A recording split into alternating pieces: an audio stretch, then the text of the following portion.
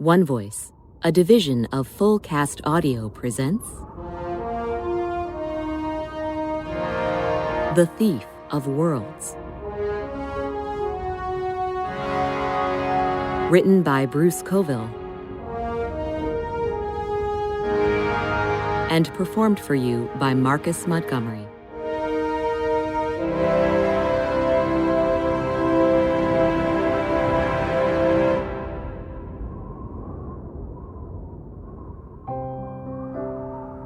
Part 1. Windless. 1. My strange birth.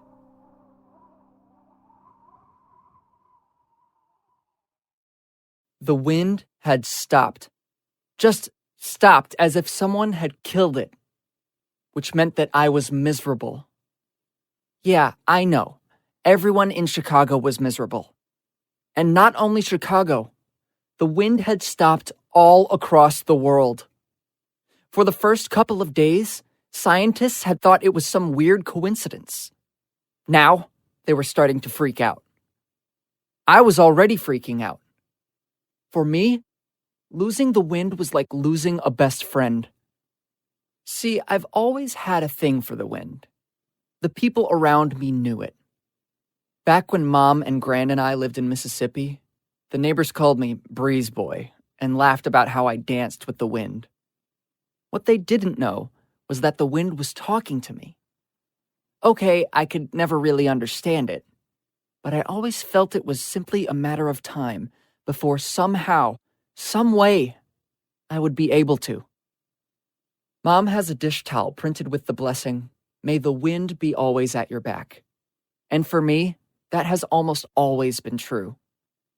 When I was little, if I went outside, the wind would dance around my feet, then push me gently from behind, as if it was playing with me.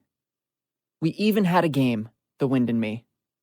I would toss my hat in the air, and the wind would swirl it away, then carry it back and drop it onto my head. Once, the wind even protected me from some bullies, rising from nowhere and blowing dirt into their eyes when they were about to pound me. At least, I thought all that had happened. But that was when I was a little kid, so it was hard to be sure. By the time Mom and I moved to Chicago, after Dad was killed by that drunk driver, I had stopped thinking the wind was trying to tell me secrets. But my longing for it, my need for it, never ceased. Now that it was gone, I was afraid I might go crazy. On the third day with no wind, Mom and I were in our apartment on the 4th floor of the Gerald Arms. That name makes the place sound pretty classy, and maybe it had been when it was built about 1 billion years ago. Now it's pretty rundown. Actually, rundown is too kind. Truth is, it's kind of a dump. It was early evening, and it was hot. I glanced beyond Mom to our curtains. They hung limp and unmoving. God, how I wanted the wind to blow. Mom was in her old red chair, mending a torn pair of jeans. The chair had been mended too, since Mom had rewoven the places where the fabric had worn thin. Too much throwing away, not enough fixing, was her take on the world. She was all about fixing stuff. I was sprawled on the floor beside her, trying to draw.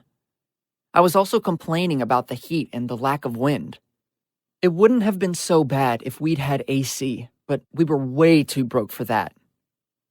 "You should go outside," Mom told me. Without looking up, I said, "I could just crawl into the oven. It would be about as comfortable." I didn't look up because I was staring with annoyance at the spot where some sweat had dropped from my forehead onto the picture I was working on. I draw a lot, mostly fantasy creatures. Griffins are my favorites. I love their odd mixture of parts. "The oven would be cramped," Mom said. "Outside is bigger." She started to say something else, but coughed instead. Coughed that raspy cough that scared me. I jumped up to fetch her a glass of water. She took a few sips, breathing a little more deeply after each of them. When the coughing spell ended, I dropped back to the floor. "Tell me the story," I said. "Aren't you afraid you'll wear it out?" "Nah, it gets better every time you tell it. Besides, it's about wind, so this would be a good night for it, since there isn't any outside." She made a little snort. "It's not just about wind, it's about you. Maybe you should listen to other people's stories now and then." As things turned out, I would be doing a lot of that before this was all over. But I didn't know that then. All I said was, "That's why I like this one. I'm the only one who has it. Besides, you tell it good." "Tell it well, flatterer." I rolled my eyes. "If we can't have wind, we can at least have a story about it." Mom picked up her mending and sighed. "Let me think for a minute." That meant yes. All I had to do was wait. Sounds from the street filtered through our open window. A car alarm set off by some idiot. A girl blasting her boyfriend for being late. Herbie across the street practicing his drums like we weren't all just about suffocating. Mom began to cough again. The sound started in her throat, then spread until her entire body shook with spasms. The cough was already stronger than she was and getting worse each day that the air lay stagnant and still over the city. She leaned back and closed her eyes, her face pinched with the effort of trying to hide the pain. Her slender fingers trembled on the faded red arm of the chair. I reached up to put my hand on hers. "How about that story?" she whispered. "How about you just go to bed?" I replied. She bopped me with the shirt she had been mending. "Who's the mother here? I send you to bed, remember? And it's too early for that, so zip your lips and listen." I smiled. "If you insist, Mother." "Hush," she said, and gave my nose a tweak. Even though I had turned 11 back in May, she still liked to do that. After the tweak, she was silent for a moment. I closed my eyes, getting ready to listen. I had been practicing seeing the story in my head, trying to make it as real as possible, filling in new details every time I heard it. Mom's voice, soft but strong, led me into the picture. "It was back when we were living in Mississippi. We knew there was a storm coming, and your gran said it was going to be a bad one. Your gran had a way about that, about storms. She'd been watching the signs and getting more fretful every day. She had reason to worry, what with me pregnant, your daddy off to the war and no one in town, which I have to admit was a few miles away. Who much cared what might happen to us? Oh, that town. Never saw such people for minding their own business unless they thought there was a cent to be had in someone else's. Dang penny grinders knew there wasn't any money to be had at our place, so they pretty much left us alone. Wouldn't have been so bad if the house wasn't in such rough shape, but it was all we had, and your gran and I were glad enough of it. It was Thursday, late summer. I was outside taking clothes off the line, trying to get them down before the storm hit. The wind was high and the clothes were whipping and whirling so much I was afraid I was going to lose half of them before I could get back inside. So there I was, near to busting with holding you inside me, the wind wrapping the sheets around me so that I looked like a big white beach ball, when your gran comes running out and shouts, "Get in the house right now, Jesse. Leave the rest of the clothes. Ain't safe out here. Storm's getting close and we got to get settled." We had boarded up the windows the day before. Now we braced the doors with planks. Lord, how that wind did blow. I heard it rise and something inside me told me it was going to be as bad as your gran said. Wasn't long before it was howling around that old house, shaking the walls and making the timbers creak. As if all that wasn't enough, you decided that was a good time to be a-borning.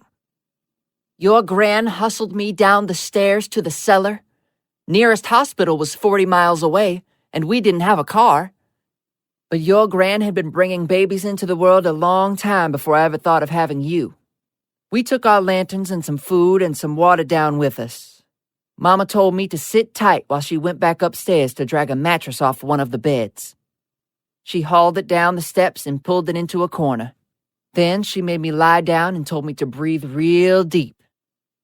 And all the while she was doing this, the storm was tearing at the house like a pack of wildcats screaming to get at us. Things kept getting worse. You got more and more interested in being born, and that storm got more and more interested in blowing our house clean away. Me? I was lying there yelling and hollering with your poor grandma washing my face and telling me, "Push, darling, push to get that baby out." And still that storm kept getting bigger and louder. Then the rain started. Honest to heaven, child, I doubt it bucketed down any harder the day Noah closed the doors on the ark. And still the wind shrieked around the house as if someone was being killed right outside our window. Then the wind busted through, blew the boards right off one of those little cellar windows and sent glass flying all over the place. And with all that going on, every minute you were getting closer and closer to being born. The house started to shake. I could feel it shudder on its foundation as the wind smashed against it. We heard a terrible howl, like Lucifer falling from heaven, then a cracking sound, and then the house was gone. Gone! The wind ripped it right from over top of us, splitting it into boards and shingles and broken glass. The whole thing blew away like it was scraps of paper. And that was the very moment you made your entrance. So there we were, the three of us in that tiny cellar. The rain was pouring in. I was screaming because I thought I was going to die before I even got to know you. You were squalling because that's what babies do, and your gran was trying to quiet both of us.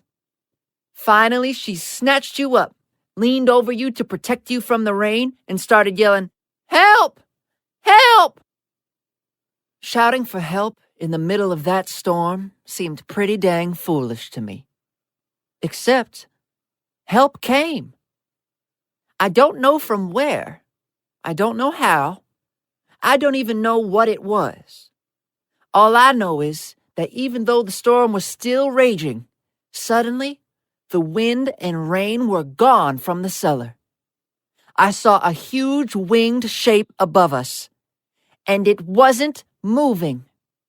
Wind that could blow away a house whipped around it, and this thing just hung in the sky without moving. Then a soft voice, a voice I could hear even with that wind screeching like a band of demons, whispered, "Rest, sleep. You and yours are safe."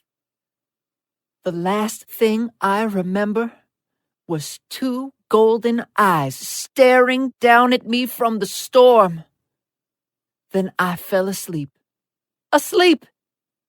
How can a person fall asleep when there's no roof and a raging storm and a brand new baby and something that shouldn't even be up in the sky? Your gran told me later that when she covered you up and laid you down beside me, a breeze danced around your head, tugging at the corners of the blanket. She said you looked happy and peaceful. So she kissed you, then named you, and that was the last thing she remembered from that night. "And that's why I love the wind so much," I crowed. "That's why, Hurricane," Mom answered. "That's why, my hurricane boy."